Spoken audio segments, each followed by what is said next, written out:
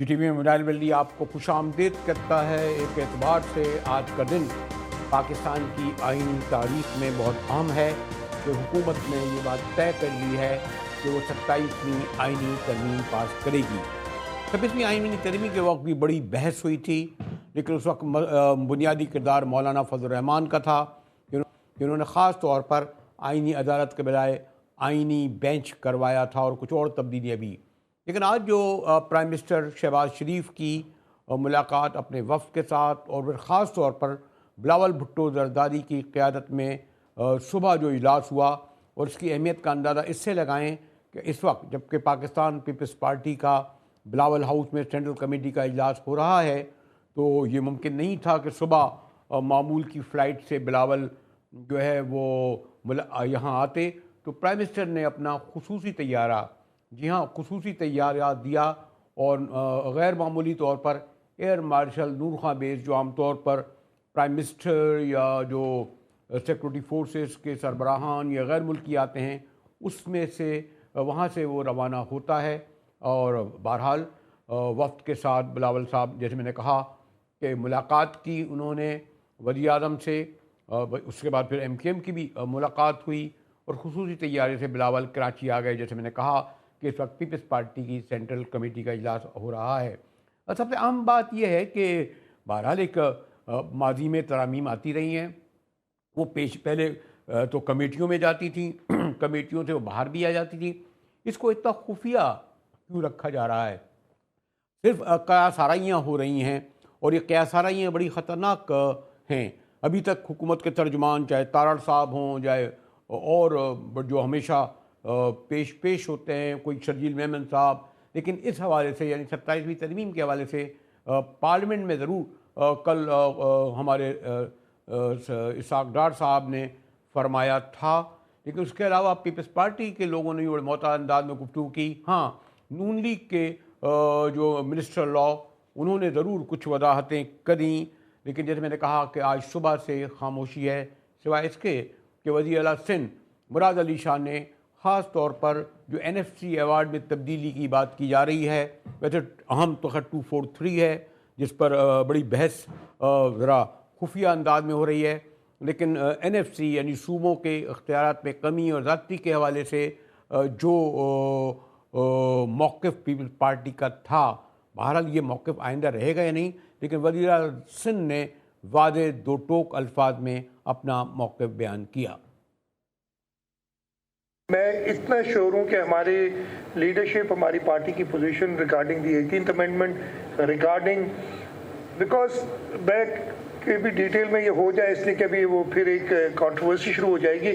جب ہو جائے گی 27ویں ترمیم پر آپ کے ساتھ بیٹھوں گا۔ پتہ مولانا صاحب کی میں نے یہ اسٹیٹمنٹ نہیں پڑھی، میں نے تو کہا کہ بلاول صاحب نے جو ایون فیڈرل گورنمنٹ نے اس پہ کہا ہے کہ نہیں ایسی کوئی بات نہیں، ہم خود چاہتے ہیں کہ اس پہ بحث ہو اور سب اس کا پارٹ بنے، جیسے آپ لوگ بنے ہوئے ہیں آج پارٹ نا۔ وزیر سندھ نے اپنا موقف بہت ہی محتاط انداز میں بیان کیا، لیکن خاص طور پہ 18ویں ترمیم کے حوالے سے ان کا ایک واضح موقف آیا کہ اس میں ہم ایسی کوئی 18ویں ترمیم میں اس کو کے حوالے سے اپنے تحفظات رکھیں گے۔ ملک احمد خان مسلم لیگ نون کے سینئر رہنما ہیں، اسپیکر پنجاب اسمبلی، دیکھیں انہوں نے اس حوالے سے کیا کہا۔ فارمولا کوئی آپ کو بنانا پڑے گا۔ میں صوبائی خود مختاری کا بہت بڑا ایڈوکیٹ ہوں۔ میں چاہتا ہوں مور امپاورمنٹ، ڈیوالوڈ امپاورمنٹ۔ پچھلا نیشنل فائنانس کمیشن ہوا تو اس کے بعد اس میں صوبوں کا کنسنسس تھا، تو یہ ایک متفق کا، ایک مشترکہ حکمت عملی، ایک ڈاکومنٹ ہے جس پر ہم سب متفق ہیں، اور اس میں چھیڑ چھاڑ کرنا بڑا ٹربلڈ ہوگا، اس میں کوئی شک نہیں ہے، ٹربلڈ ہوگا۔ لیکن اگر لیٹ سے اگر آپ چاہتے ہیں کہ وفاق کے پاس جو پیچھے وسائل رہ گئے ہیں ان کے ساتھ آپ کی بہت بڑی انٹرنیشنل کمٹمنٹس ہیں، ڈیٹ سروسنگ کی کمٹمنٹس ہیں، there are so many others جن کو آپ نے پورا کرنا ہے، تو پھر اس میں صوبے، جیسے میں نے کہا کہ آج پیپلز پارٹی کی سینٹرل کمیٹی کا انتہائی اہم اجلاس، وہ بھی اب رات کا پہلا پہر شروع ہو گیا ہے، یقیناً کئی گھنٹے جاری رہے گا۔ یہ کہنا بھی مشکل ہے کہ صرف میڈیا کو ایک پریس ریلیز دی جائے گی یا کوئی پریس کانفرنس ہوگی. غالباً پریس کانفرنس میں کافی مشکلات پیش آئیں گی کیونکہ متضاد موقف سامنے شاید آئے, اور خاص طور پر یہ بات بھی پیش نظر رکھی جائے کہ کل جو ہے وہ جمعے کو اجلاس ہے کابینہ کا, جس میں 27ویں ترمیم رکھی جائے گی. اس کے بعد ہونا تو چاہیے کون اسمبلی میں جائے اور پھر سینٹ میں جائے, لیکن کہتے ہیں سینٹ میں جائے گی. بہرحال حکومت نے یہ طے کر لیا ہے کہ 4 دن کے اندر یا 5 دن کے اندر یہ پروسیس مکمل کر لیا جائے گا. اس وقت بلاول ہاؤس کراچی کے سامنے ہمارے نمائندے غازی جھنڈیر موجود ہیں. شکریہ غازی, آپ یقیناً ہلکی میں کہوں گا گلابی جاڑے شروع ہو گئے ہیں جس کو آپ محسوس کریں. یہ بتائیے کہ جو خصوصی طیارے سے بلاول صاحب آئے, کیونکہ نارمل فلائٹ سے آتے شاید پہنچ نہیں پاتے, تو اب کیا سینٹرل کمیٹی کے تمام اراکین آ چکے ہیں؟ اور چاہوں گا کہ ذرا کیمرے کی آنکھ آپ کی ذرا بلاول ہاؤس کو بھی دکھائے, کچھ گہمی نظر آ رہی ہے آس پاس غازی؟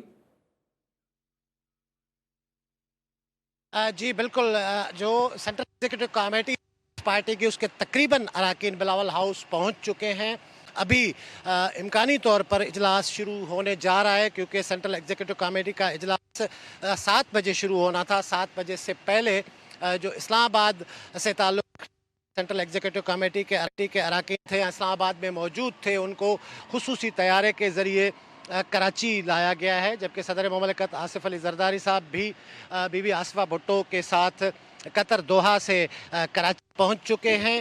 یہاں پر وزیر اعلیٰ سندھ سید مراد علی شاہ سمیت گورنر پنجاب, گورنر کے پی اور گورنر گلگت بلتستان پہنچ چکے ہیں, جبکہ اس کے علاوہ جو پیپلز پارٹی کی سینٹرل ایگزیکٹو کمیٹی کے اراکین ہیں, قمر زمان قاہرہ سمیت نیئر بخاری اور دیگر بھی یہاں تشریف لا چکے ہیں بلاول ہاؤس کے اندر. 7 بجے کا ٹائم تھا, 7 بجے اجلاس شروع ہونا تھا. پاکستان پیپلز پارٹی کے چیئرمین بلاول بھٹو زرداری کی صدارت میں. غازی یہ بتائیے گا کہ ایک تو خیر مجھے پہلے قدم آنے کو یاد ہے کہ جو رپورٹرز ہوتے تھے یا کورسپونڈنٹ ہوتے تھے, چاہے 70 کلفٹن میں اجلاس ہو یا بلاول ہاؤس کے سامنے ہو, تو ان کو کچھ بیٹھنے کا کہیں رکھا جا رہا تھا. تو اس وقت یہ سب آپ لوگ آپ جو رپورٹرز ہیں, آپ کی جو ڈی ایس این جیز ہیں, یہ باہر کھڑی ہیں تمام, آپ لوگ غالباً 6 بجے سے تو کھڑے ہوں گے, اور رات کو ہو سکتا ہے 2 گھنٹے 3 گھنٹے رکھا جائیں. تو کسی طرح کوئی انٹرٹین, کوئی خوش آمدید ابھی تک آ کے آپ رپورٹرز کو کسی پیپلز پارٹی کے یا بلاول ہاؤس کے ترجمان یا نمائندہ نے کیا؟ نہیں بریلوی صاحب, ابھی تک اسی حوالے سے کوئی نہ تو میڈیا کو بریفنگ دی گئی ہے اور نہ انٹرٹین کیا گیا ہے. میڈیا جو سارا ہے وہ بلاول ہاؤس کے باہر مین جو سڑک ہے آپ نے دیکھی ہوئی ہے وہاں پر موجود ہے. اراکین جو سینٹرل ایگزیکٹو کمیٹی کے ہیں, عام طور پر یہ ہوتا ہے کہ وہ بھی رک جاتے ہیں بعض اوقات اور میڈیا کو بریفنگ دیتے ہیں یا بتایا جاتا ہے میڈیا کو. ابھی تک اجلاس شروع ہونے سے پہلے میڈیا کو کسی قسم کی بریفنگ نہیں دی گئی اور نہ ہی کسی حوالے سے انٹرٹین کیا گیا ہے. یقیناً جب اجلاس سینٹرل ایگزیکٹو کمیٹی کا ختم ہوگا تو یہ روایت ہے. نہیں لیکن مجھے تو کیونکہ میں رپورٹر بھی رہا ہوں, شام سے یہاں کھڑا ہوں, بلکہ میں چاہتا ہوں ذرا کیمرے کی آنکھ بلاول ہاؤس کو تو ذرا دکھائے. ان کے بڑے بڑے دروازے, بڑی بڑی تصاویر لگی ہیں, کیمرے کی آنکھ دکھائے کہ کہیں ارد گرد کوئی پرندہ پر مار رہا ہے, کوئی بندہ نظر آ رہا ہے. ذرا دکھائیں گے آپ ہمیں اگر کیمرہ کہیں اگر جا رہا ہے ادھر ادھر غازی؟ مجاہد صاحب, یہاں جو ہماری لوکیشن ہے جہاں پر ہم کھڑے ہیں, میرے پیچھے آپ دیکھ سکتے ہیں درخت ہیں, ہاؤس کی طرف جانے والی سڑک ہے. اگر کیمرہ مین میرے سیدھے ہاتھ پہ موو کرنے کی کوشش کرے گا تو درخت نظر آئیں گے آپ کو. بلاول ہاؤس درختوں کے بالکل پیچھے ہے اور ہم یہاں جو ساری میڈیا ہے ان کی جو دکھائیں نا کیمرہ مین کو. جی میں آپ کیمرہ مین سے درخواست کروں گا کہ بلاول ہاؤس کی طرف اپنی کیمرہ کا رخ کریں اور ہم کوشش کریں گے کہ اپنے ویورز کو بلاول ہاؤس کی طرف جانے والی جو گاڑیاں ہیں, جو آمد رفت ہے, وہ دکھا سکیں, کیونکہ ابھی سارا جو میڈیا ہے وہ بلاول ہاؤس کے باہر جو مین روڈ ہے سی ویو کی طرف جانے والا وہاں پر موجود ہے. بریلوی صاحب میرے پیچھے اگر آپ دیکھیں جانے والا بلاول ہاؤس جانے والا راستہ ہے جو سیکیورٹی پرپس کی وجہ سے यहाँ से जाल लगा कर उसको बाहर रोड वाली साइड को बिल्कुल पैक कर दिया गया है। अगर बिलावल हाउस के अंदर जो जाने वाले सेंट्रल एग्जीक्यूटिव कमेटी के अरकान हैं उनके लिए मखसूस एंट्री पॉइंट है, वहाँ से वो अपनी शनाख्त कराने के बाद अंदर मेरे पीछे वाले इस रास्ते से घूम के बिलावल हाउस की तरफ जा रहे हैं। मेरे सीधे हाथ पे बिलावल हाउस है जहां पर सेंट्रल एग्जीक्यूटिव कमेटी का हाजी, आपने कहा था कि जो जारी सदर है। मुमलिकत हैं और उन खातून अव्वल आसफा जरदारी हैं, वो भी वो तो गालिबन क्योंकि प्रेसिडेंट हैं पाकिस्तान के, किसी और रास्ते से आएंगे, इस मेन रास्ते से तो शायद नहीं आए, हो सकता है वहाँ से हेलीकॉप्टर में आए, किस तरह आए। तो ये कंफर्म हो चुका है कि प्रेसिडेंट आसिफ अली जरदारी इजलास में शिरकत के लिए पहुँच गए हैं, या बिलावल ही सदारत करेंगे, उन्हीं की निगरानी में फैसले होंगे, और फिर कोई तर्जुमान प्रेस कॉन्फ्रेंस या प्रेस मीडिया, इस हवाले से भी कुछ आपको इल्म है?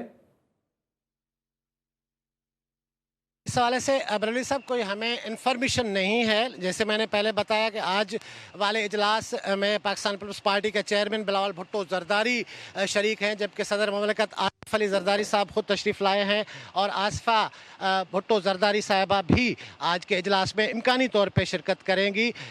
इम्कान है कि जब इजलास ख़त्म होगा तो ब्रीफिंग हो सकता है कि शाजिया मरी साहिबा मीडिया को ब्रीफ करे, और इससे पहले ये भी हुआ है कि बाज़ औक़ात बिलावल भुट्टो जरदारी साहब खुद भी मीडिया को इस हवाले से ब्रीफिंग देते रहे हैं। गाजी शुक्रिया। मुझे तो आपसे इसलिए हमदर्दी है कि मैंने कहा ना कि शाम को कई घंटे से आप खड़े हैं, कई घंटे तक और आपको शायद यहाँ खड़ा होना पड़े। बहरहाल बिलावल हाउस या भुट्टो ख़ानदान की रवायत तो यह है, जरदारी ख़ानदान की, कि जो कॉरेस्पॉन्डेंट होता है कई घंटे यहाँ खड़ा रहता है, उसकी चाय पानी से तवाज़ो होती है, बल्कि ज़रा सर्दी बढ़ती है तो वो अंदर कहीं कोई रिपोर्टरों के बैठने का इंतज़ाम किया जाता था। इधर मेरा उस तरह की रिपोर्टिंग करने का अंदाज़ा नहीं हुआ, इसलिए आप देख सकते हैं कि जो हमारे नुमाइंदे गाजी झंडेर बता रहे थे कि सिक्योरिटी के इंतज़ाम हैं, कैमरे अलग हैं, रिपोर्टर्स अलग हैं, बाहर खड़े हैं। अभी तक ना तो कोई बिलावल हाउस का नुमाइंदा या बिलावल हाउस का कोई पार्टी का रहनुमा, खैर मेरी आवाज़ कहाँ तक पहुँचेगी, लेकिन मैं ज़रूर चाहता हूँ और चाहूँगा कि सहाफ़ी बिरादरी की डिग्निटी का ख्याल करते हुए, उनका रिस्पेक्ट का ख्याल करते हुए, उनके ताल्लुक़ के हवाले से, क्योंकि यही लोग खबर पहुँचाते हैं, उन्हें कम अज़ कम इस बात का तो ख्याल रखा जाए कि बिलावल हाउस की दहलीज़ पर कैमरे रख दिए जाएँ और वक्तन वक्तन उनकी चाय पानी से अगर तवाज़ो कर दी जाए तो कोई हर्ज नहीं है। देखें क्या फ़ैसला आता है, कब आता है। लगता यह है कि कई घंटे वहाँ लगेंगे। तो चलते हैं एक ब्रेक की जानिब।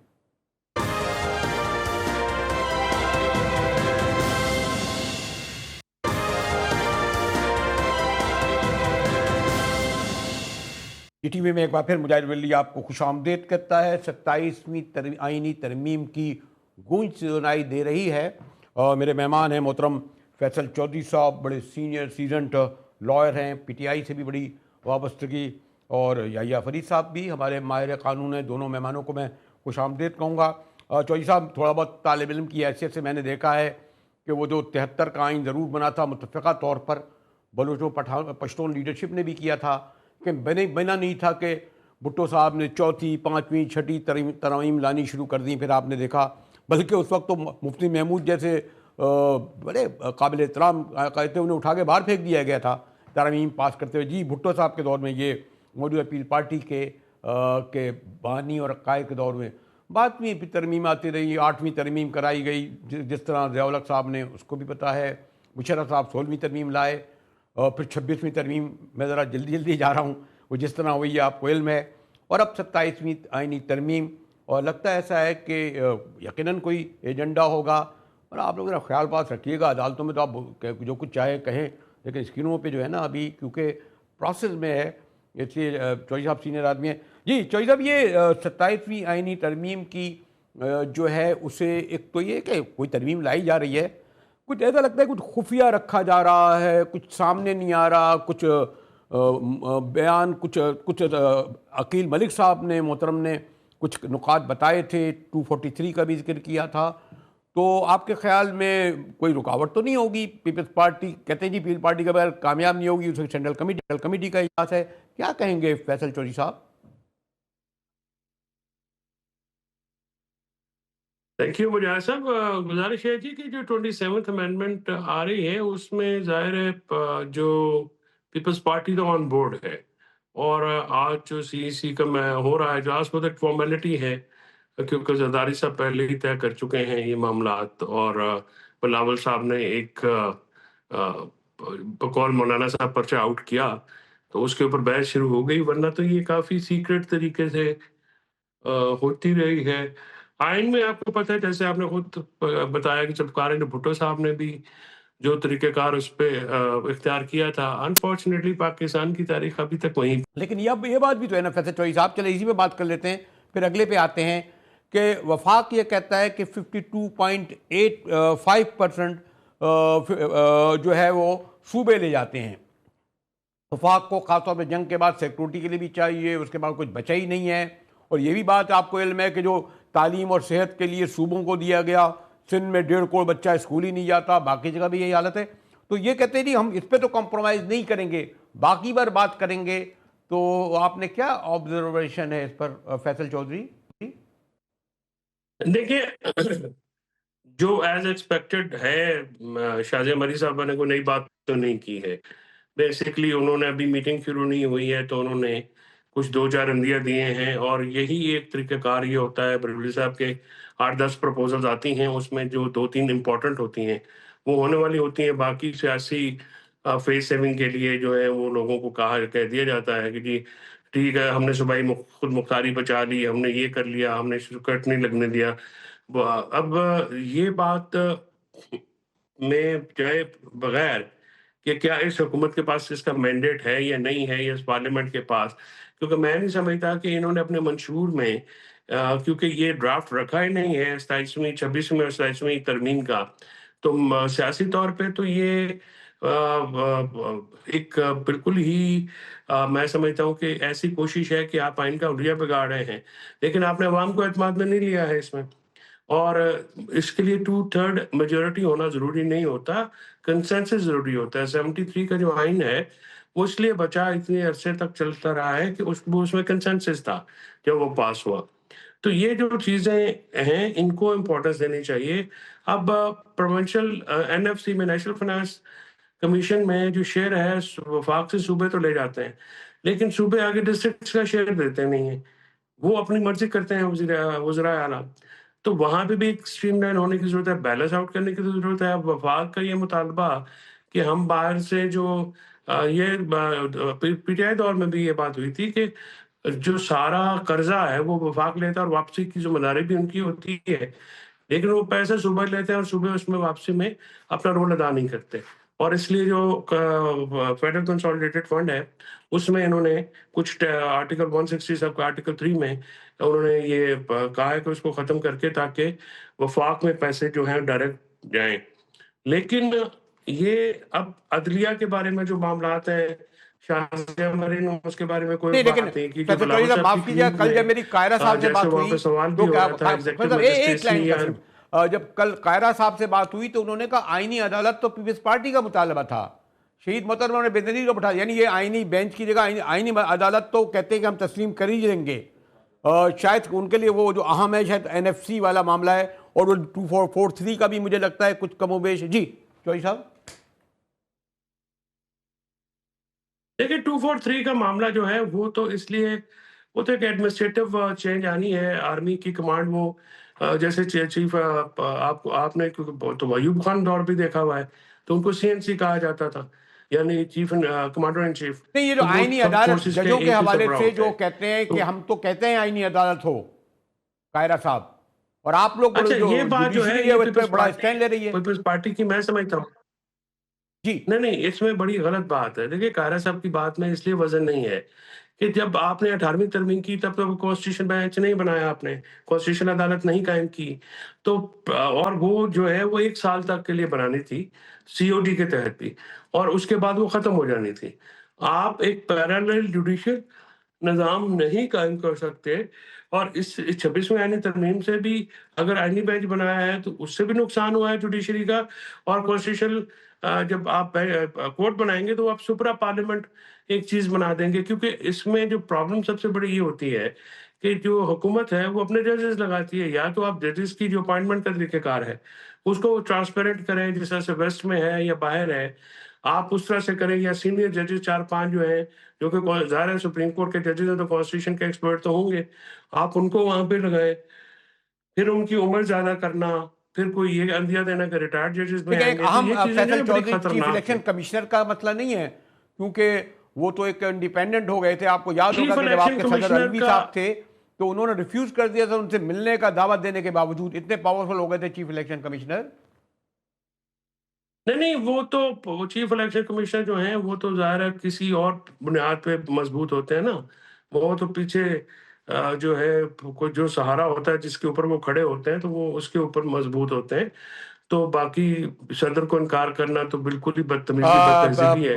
فیصل چودھری صاحب معذرت، میں تو بہت تفصیل سے بات کرنا چاہ رہا تھا لیکن کیا کرتا کہ شادیہ مری صاحبہ آ گئیں. لیکن جن نکات کو آپ نے اٹھایا ہے بڑے اہم ہیں. شکریہ فیصل چودھری صاحب. کے بعد آؤں گا تو استنبول میں تیسرا دور مذاکرات کا جاری ہے.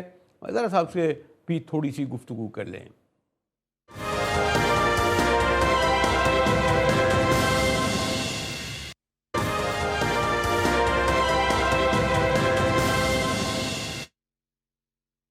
جی ٹی وی میں ایک بار پھر مجاہد ولی آپ کو خوش آمدید کرتا ہے. استنبول میں پاک افغان مذاکرات کا تیسرا دور اس وقت جاری ہے. پہلا اور دوسرے دور میں ایک حد تک کہتے ہیں صرف یہ ہوا کہ ہاتھ ملایا گیا لیکن نتیجہ خیز ثابت نہیں ہوا. ترکیہ، قطر اور تمام عالم مسلمان ممالک کی یہ کوشش ہے کہ پاکستان اور افغانستان کے درمیان کے دونوں اسلامی ملک ہیں، پڑوسی ملک ہیں، قدیم رشتے ہیں، اپس اینڈ ڈاؤن آئے. بہرحال پاکستان نے افغانوں کو پناہ دی، 30 لاکھ مہاجرین کو، بلکہ یہاں سے پوری جنگ لڑی گئی، ماسکو کو شکست دی گئی. اس وقت کے کچھ مہم جو جنرلوں نے امریکی اسلحہ، امریکہ ڈالر کے ذریعے جو ہے وہ جو کچھ کیا اس کی تفصیل میں نہیں جاؤں گا. لیکن کابل کا رویہ، ان طالبان کا رویہ جو ویسے تو افغانی طالبان ہوں، پنجابی طالبان ہوں، کابلی طالبان ہوں، پاکستانی طالبان ہوں، ان کا ایجنڈا ہمیشہ سے ایک رہا ہے. لیکن بدقسمتی سے ہمارے یہ پالیسی رہی ہے فورن آفس کے بابوؤں کی کہ گڈ اور بیڈ طالبان کی ٹرم انہوں نے استعمال کی. لیکن اب غالباً اسلام آباد میں بیٹھی حکومت، سول ملٹری نے یہ طے کر لیا ہے کہ گڈ اور بیڈ نہیں، اگر وہاں سے کوئی حملہ ہوگا اس کا جواب دیا جائے گا. اور اس کا واضح دو ٹوک الفاظ میں اظہار ایک سے کئی بار منسٹر آف ڈیفینس خواجہ آصف دے چکے ہیں.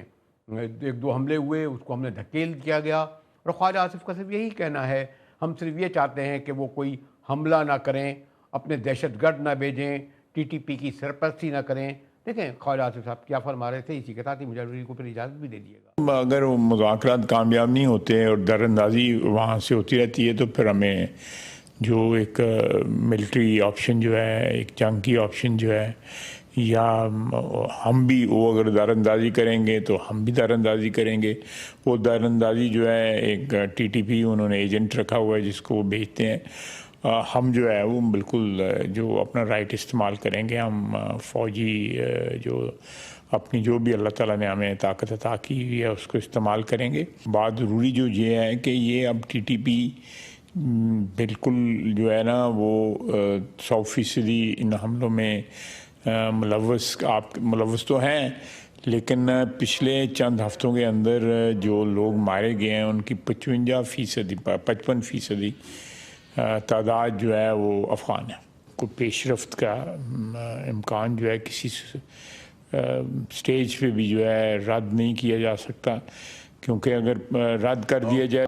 آپ نے ایک جو اسٹیٹمنٹ ایک ٹیلی ویژن کو دیا ہے، نجی ٹیلی ویژن کا، اس کی بازگشت اور تمامی چینلوں میں اور سنائی دے رہی ہے اور پڑھی جا رہی ہے پرنٹ میڈیا میں، اور ان کا دو ٹوک الفاظ میں جو موقف تھا وہ سامنے آ گیا ہے.